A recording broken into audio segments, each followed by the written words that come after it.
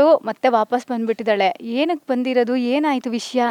ಯಾವ್ರಂತ ನಮ್ಮ ಅಪ್ಪಯ್ಯನ ಜೈಲಿಗೆ ಕಳ್ಸಕ್ಕೆ ಅವಳಿಗೆ ಮನ್ಸಾರು ಹೆಂಗ ಬಂತು. ಅವಳು ತಪ್ಪು ಮಾಡದೆ ಶಿಕ್ಷೆನ ಅನುಭವಿಸ್ತಾ ಇದ್ದಾಳೆ. ಕಾಲದಲ್ಲಿ ವಯಸ್ಸು ಕೂಡ ನೋಡ್ತಾ ಇರಲಿಲ್ಲ. ಒಂದು ಹುಡುಗ ಹುಡುಗಿಗೆ 10 ವರ್ಷ ಏನು 15 ವರ್ಷ ವ್ಯತ್ಯಾಸ ಇದ್ದರೂ ಕೂಡ ಮದುವೆ ಮಾಡಿ ಕೊಡೋರು. ಎಲ್ರಿಗೂ ಹೇಳ್ತಾ ಇರೋದು ಒಂದೇನು ಅಂತಂದರೆ, ಗಂಡನ ಮನೆಗೆ ಹೋದ್ಮೇಲೆ ಅದೇ ಸರ್ವಸ್ವ ಆಗಬೇಕು. ತವ್ರ ಮನೆಗೆ ಸೆಕೆಂಡ್ ಪ್ರಿಫರೆನ್ಸು, ಅತ್ತೆ ಮನೆಗೆ ಫಸ್ಟ್ ಪ್ರಿಫರೆನ್ಸ್ ಕೊಟ್ಟವ್ರು ನೋಡಿ ನೀವು ತುಂಬ ಚೆನ್ನಾಗಿ ಜೀವನದಲ್ಲಿ ಇರ್ತಾರೆ. ಒಂದು ಈಗೋ ಜಾಸ್ತಿ ಇದೆ ಈಗಿನ ಕಾಲದಲ್ಲಿ. ಈಗೋ ಪ್ರಾಬ್ಲಮ್ ಸಿಕ್ಕಾಪಟ್ಟೆ ಇರೋದ್ರಿಂದ ಎಲ್ಲ ಸಂಸಾರ ಮುರಿತಾ ಇದೆ.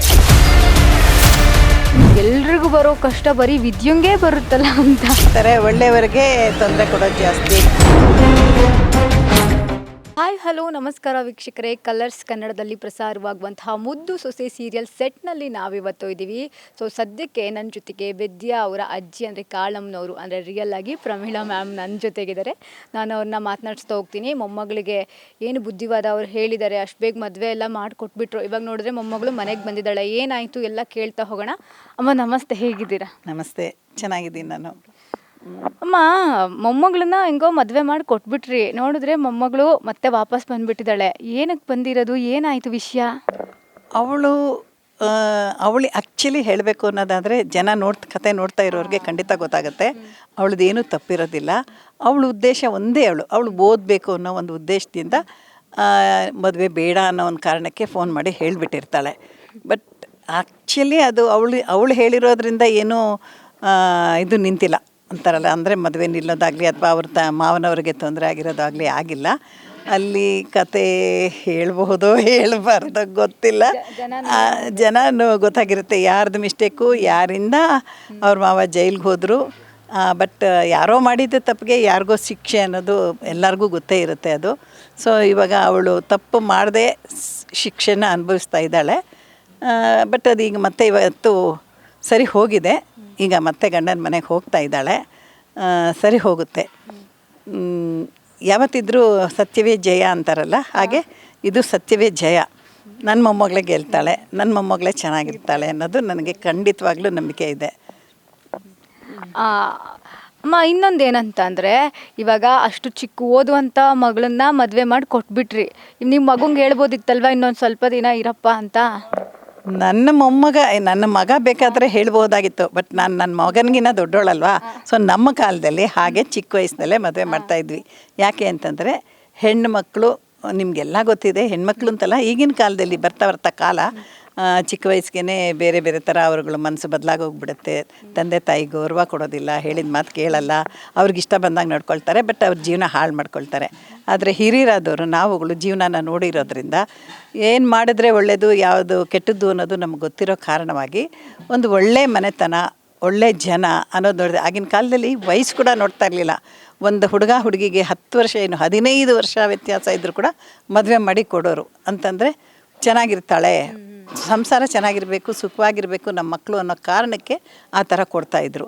ಈಗ ನನ್ನ ಉದ್ದೇಶವೂ ಅದೇ ಆಗಿತ್ತು. ಒಳ್ಳೆ ಮನೆತನ, ಒಳ್ಳೆ ಜನ ಚೆನ್ನಾಗಿರ್ತಾರೆ, ನಾವು ಬಡವರು, ಅಟ್ಲೀಸ್ಟ್ ನನ್ನ ಮೊಮ್ಮಗಳಾದರೂ ಒಂದು ಒಳ್ಳೆ ಮನೆ ಸೇರಿ ಚೆನ್ನಾಗಿರಲಿ ಅನ್ನೋ ಉದ್ದೇಶಕ್ಕೆ ನಾನು ಈ ಮದುವೆಗೆ ನಾನೇ ಬಲವಂತ ಮಾಡಿ ಒಪ್ಪಿಸಿ ಮಾಡಿದ್ದಾಯಿತು. ಆ ಮೊಮ್ಮಗಳು ಗಂಡನ ಮನೆಗೆ ಹೋಗಬೇಕಾದ್ರೆ ನೀವು ಅಜ್ಜಿಯಾಗಿ ಏನನ್ನು ಹೇಳಿದ್ರಿ, ಅಂದರೆ ಮಾತುಗಳನ್ನ ಹೇಳಿ ಕಳಿಸಿದ್ರಿ? ಸಾಮಾನ್ಯವಾಗಿ ಪ್ರತಿಯೊಬ್ಬರು ಹಿರಿಯರು ಹೇಳೋದು ಹಾಗೇ. ಗಂಡನ ಮನೆಯಲ್ಲಿ ಹೋದಾಗ ಅತ್ತೆ ಮಾವನ ಜೊತೆ ಚೆನ್ನಾಗಿರಬೇಕು, ಗಂಡನ ಜೊತೆ ಹೊಂದ್ಕೊಂಡು ಹೋಗಬೇಕು. ಯಾವುದೇ ಮನೆಯಲ್ಲಿ ಏನೇ ಮನಸ್ತಾಪಗಳು ಬಂದರೂ ಅದನ್ನು ತಲೆಗೆ ಹಚ್ಕೊಳ್ದಿರ ನೆಮ್ಮದಿಯಿಂದ ಜೀವನ ನಡೆಸಬೇಕು. ಹಿರಿಯರಿಗೆ ಗೌರವ ಕೊಡಬೇಕು. ಮೇಯ್ನ್ ಅತ್ತೆ ಮಾವ ನಾದಿನಿ ಮೈದ ಅನ್ನೋರನ್ನ ನನ್ನ ಮನೆ, ನನ್ನ ಸಂಸಾರ, ನಮ್ಮದು ಇದು ಅನ್ನೋದನ್ನು ನೋಡಬೇಕು ಹೊರತು ಯಾವತ್ತೂ ಹೆಣ್ಮಕ್ಳು ಎಲ್ರಿಗೂ ಹೇಳ್ತಾ ಇರೋದೊಂದೇನು ಅಂತಂದರೆ, ಗಂಡನ ಮನೆಗೆ ಹೋದ್ಮೇಲೆ ಅದೇ ಸರ್ವಸ್ವ ಆಗಬೇಕು. ನಮ್ಮ ತವ್ರ ಮನೆ ನಮ್ಮಿದು ಅಂತಂದರೆ, ಅಂದರೆ ತವ್ರ ಮನೆ ಬಿಡಿ ಅಂತ ಹೇಳ್ತಾ ಇಲ್ಲ. ಬಟ್ ತವ್ರ ಮನೆಗೆ ಸೆಕೆಂಡ್ ಪ್ರಿಫರೆನ್ಸು, ಅತ್ತೆ ಮನೆಗೆ ಫಸ್ಟ್ ಪ್ರಿಫರೆನ್ಸ್ ಕೊಟ್ಟವ್ರು ನೋಡಿ ನೀವು ತುಂಬ ಚೆನ್ನಾಗಿ ಜೀವನದಲ್ಲಿರ್ತಾರೆ. ಅಮ್ಮ, ಇವಾಗ ಮದುವೆ ಆಗಬೇಕು ಅಂತಿರುವಂತಹ ಜೋಡಿಗಳಿಗೆ ನೀವೇನಾದ್ರು ಒಂದಷ್ಟು ಟಿಪ್ಸ್ ಕೊಡಬೇಕು ಅಂತಂದರೆ ನಿಮ್ಮ ಕಾಲದ್ದು? ಖಂಡಿತವಾಗ್ಲೂ ನಾನು ಹೇಳಬೇಕಾದ್ರೆ ಇವಾಗ ನೀವು ಲವ್ ಮ್ಯಾರೇಜ್ ಆದರೂ ಮಾಡ್ಕೊಳ್ಳಿ, ಅರೇಂಜ್ಡ್ ಆದರೂ ಮಾಡ್ಕೊಳ್ಳಿ, ಅದು ಬೇರೆ ವ್ಯತ್ಯಾಸ. ಆದರೆ ಅವರ ಅಪ್ಪ ಲವ್ ಮ್ಯಾರೇಜ್ ಮಾಡ್ಕೊಂಡ್ರು ಕೂಡ ಅತ್ತೆ ಮಾವ ಅಂತ ಇರ್ತಾರಲ್ಲ, ಅವ್ರ ಫ್ಯಾಮ್ಲಿ ಬಗ್ಗೆನೂ ನೀವು ಸ್ವಲ್ಪ ತಿಳ್ಕೊಬೇಕು. ಅದೇ ರೀತಿ ನಿಮ್ಮ ಫ್ಯಾಮ್ಲಿ ಬಗ್ಗೆನೂ ಹುಡುಗ ಅದನ್ನು ತಿಳ್ಕೊಳ್ಬೇಕು. ಅದನ್ನು ಇವಾಗ ಲವ್ ಮ್ಯಾರೇಜ್ ಆಗಿರೋರು ಆರಾಮಾಗಿ ಕೂತ್ಕೊಂಡು ಡಿಸ್ಕಸ್ ಮಾಡಿ ಅದನ್ನು ತೀರ್ಮಾನ ಮಾಡ್ಕೊಳ್ಬೋದು. ಅರೇಂಜ್ ಮಾಡಿದವರು ಅದೇ ತಂದೆ ತಾಯಿ ಖಂಡಿತವಾಗ್ಲೂ ಅವರೇ ನೋಡ್ಕೊಂಡಿರ್ತಾರೆ. ಏನೇ ಹೇಳೋದಾದ್ರೂ ಮೊದಲು ನೀವು ಹೋದ ಕಡೆ ನಾನು ಹೆಚ್ಚು ನಾನು ಕಡಿಮೆ, ನೀನು ಕಮ್ಮಿ ನಾನು ಹೆಚ್ಚು ಅನ್ನೋ ಒಂದು ಭಾವನೆನ ಬಿಡಬೇಕು.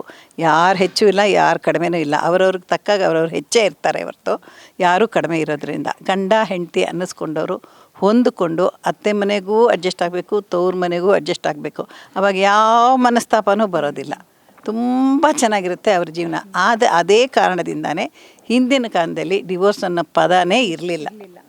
ಇವಾಗ ಯಾಕೆ ಬರ್ತಾಯಿದೆ ಅಂದರೆ, ನೀನೇನು ಹೆಚ್ಚು, ನಿಮ್ಮಮ್ಮ ಏನು ಹೆಚ್ಚು, ನಿಮ್ಮಪ್ಪ ಏನು ಹೆಚ್ಚು ಅಂತ ಈ ಥರ ಒಬ್ರಿಗೊಬ್ರು ವಾದ ಮಾಡ್ಕೊಳ್ಳೋದ್ರಿಂದ ಒಂದು ಈಗೋ ಜಾಸ್ತಿ ಇದೆ. ಈಗಿನ ಕಾಲದಲ್ಲಿ ಈಗೋ ಪ್ರಾಬ್ಲಮ್ ಸಿಕ್ಕಾಪಟ್ಟೆ ಇರೋದ್ರಿಂದ ಎಲ್ಲ ಸಂಸಾರ ಮುರಿತಾ ಇದೆ. ಅದನ್ನು ದಯವಿಟ್ಟು ಬಿಡಿ. ನಾನು ಹೇಳೋದಿಷ್ಟೇ, ದಯವಿಟ್ಟು ಬಿಡಿ. ಅವ್ನು ಬಡವನಾದರೂ ಆಗಿರಲಿ, ನೀವೇ ಬಡವಿ ಆಗಿರಲಿ, ಎರಡೂ ಒಂದೇ. ಮದುವೆ ಮಾಡ್ಕೊಂಡ್ಮೇಲೆ ಇಬ್ಬರೂ ಒಂದೇ, ಅಷ್ಟೇ ನಾನು ಹೇಳೋದು.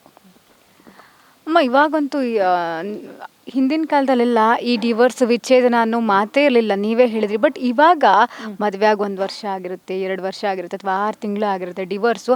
ಅಂದರೆ ಅವಾಗಿಗೂ ಇವಾಗಿಗೂ ಏನು ಬದಲಾಗಿದೆ ಅಂದರೆ ಮನಸ್ಸು ಬದಲಾಗುತ್ತೆ ಅಲ್ವಾ? ಜನ್ರೇಷನ್ ಚೇಂಜ್ ಆಗ್ತಾ ಹೋದಂಗೆ ಯಾಕೆ ಹೀಗೆ ಅಂತ?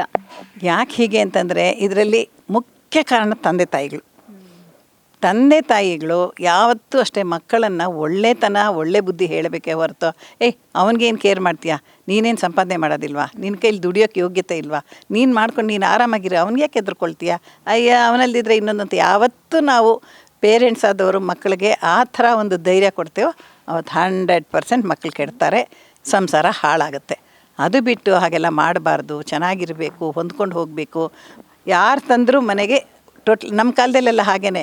ಎಷ್ಟೇ ಜನ ಮನೇಲಿ ಇಡೀ ಸಂಸಾರ ಸಂಪಾದನೆ ಮಾಡಿದ್ರೂ ಯಾರು ಹಿರಿಯರು ಇರ್ತಾರೋ ಅವ್ರ ಕೈಲಿ ದುಡ್ಡು ಕೊಟ್ಟು ಅವರು ನಮ್ಮಗಳಿಗೆ ಖರ್ಚಿಗೆ ಅಂತ ಕೊಡೋರು. ಇದು ನೀನು ಇಟ್ಕೋ, ಇದು ನೀನು ಪರ್ಸ್ನಲ್ ಖರ್ಚಿಗೆ ಅಂತ. ಹಾಗನ್ಬಿಟ್ಟು ನಮ್ಮ ಹತ್ರ ಕಿತ್ಕೋತಾ ಇರಲಿಲ್ಲ. ಅವರು ನಮ್ಮ ಬಳಿತಿಗಾಗಿ ಒಂದು ಕಡೆ ಕೂಡಿಡ್ತಾಯಿದ್ರು. ಹಾಗಾಗಿ ಆಗಿನ ಕಾಲದಲ್ಲಿ ಎಲ್ಲ ಚೆನ್ನಾಗಿತ್ತು. ಇವಾಗೆಲ್ಲ ನಾನು ಅನ್ನೋದು ಬಂದುಬಿಟ್ಟು ಸಂಸಾರಗಳು ಹಾಳಾಗ್ತಾಯಿದೆ. ಅಮ್ಮ, ಈ ಹುಡುಗಿರು ಅಂದರೆ ಹೆಣ್ಮಕ್ಳು ತಗ್ಗಿ ಬಗ್ಗಿ ನಡಿಬೇಕು ಅನ್ನೋ ಒಂದು ಮಾತಿದೆ. ತಗ್ಗಿ ಬಗ್ಗಿ ನಡಿಬೇಕು ಅನ್ನೋದು ಹಿಂದಿನ ಕಾಲಕ್ಕೆ ಹೋಯ್ತಾ, ಅಥವಾ ಇವಾಗಲೂ ಆ ರೀತಿ ಇದೆ ಅಂತ ನಿಮಗೆ ಅನಿಸುತ್ತಾ ಇವಾಗ ಹೆಣ್ಮಕ್ಳ ವಿಷಯಕ್ಕೆ ಬಂದರೆ? ಈಗ ನಾನು ತಾನೇ ಹೇಳಿದ ಹಾಗೆ ತಂದೆ ತಾಯಿ ಹೇಗಿರ್ತಾರೆ ಅಂತಾರಲ್ವ, ಹಾಗೆ ಮೊಳಕೆ ಇದು ಬೀಜ ಯಾವ ರೀತಿ ನಾವು ಒಳ್ಳೆ ಬೀಜ ಹಾಕಿದ್ರೆ ಒಳ್ಳೆ ಗಿಡ ಬೆಳೆಯುತ್ತೆ ಅಂತಾರಲ್ಲ, ಹಾಗೆ ತಂದೆ ತಾಯಿ ಆದವರು ಯಾವ ರೀತಿ ಮಕ್ಕಳನ್ನು ನಾವು ಬೆಳೆಸ್ತೀವೋ ಅದೇ ರೀತಿಯೇ ಮಕ್ಕಳು ಬೆಳೀತಾರೆ. ಸೊ ಅದಕ್ಕೆ ನಾವು ಮಕ್ಕಳಿಗೆ ಚಿಕ್ಕಂದಿಂದನೇ ದೊಡ್ಡವರು ಚಿಕ್ಕವರು ವಿನಯ ವಿದ್ಯಾ ಅಂತ ಹೇಳ್ತೀವಲ್ವ, ಹಾಗೆ ಎಲ್ಲನೂ ಕಲಿಸ್ಕೊಡ್ಬೇಕು. ಮಕ್ಳಿಗೆ ನಾವು ಹೇಗೆ ಪ್ರಯತ್ನ ಪಟ್ಟು ಅವ್ರನ್ನ ಒಂದೇ ಒಳ್ಳೆ ದಾರಿಗೆ ತರ್ತೀವೋ ಮಕ್ಕಳು ಹಾಗೆ ಬರ್ತಾರೆ. ಅವಳು ಒಂದು ವೇಳೆ ಕೇಳಲಿಲ್ಲ ಅಂದಾಗ ನಾವು ಹೋಗಲಿ ಬಿಡು ಏನೋ ಮಗು ಅಂತ ಬಿಡ್ತಾ ಬರ್ತೀವಲ್ವ, ಅದು ಕೆಡ್ತಾ ಬರುತ್ತೆ. ಆದ್ದರಿಂದ ಚಿಕ್ಕಂದಿಂದನೇ ತಂದೆ ತಾಯಿ ಆದರೂ ಮಕ್ಕಳನ್ನು ಚೆನ್ನಾಗಿ ಬೆಳೆಸಬೇಕು ಅಂತ ನನ್ನ ಉದ್ದೇಶ. ಅಲ್ಲಮ್ಮ, ಇನ್ನೊಂದು ಮಾತು ಜನ ಹೇಳ್ತಾರೆ, ನಿಮ್ಮ ಮೊಮ್ಮಗಳು ವಿದ್ಯಂಗೆ ಇಡೀ ಎಲ್ರಿಗೂ ಬರೋ ಕಷ್ಟ ಬರೀ ವಿದ್ಯಂಗೆ ಬರುತ್ತಲ್ಲ ಅಂತ. ಗೊತ್ತೇ ಇದೆ ಅಲ್ವಾ, ಒಳ್ಳೆ ಇದೇನಂತಾರೆ, ಒಳ್ಳೆಯವರಿಗೆ ತೊಂದರೆ ಕೊಡೋದು ಜಾಸ್ತಿ.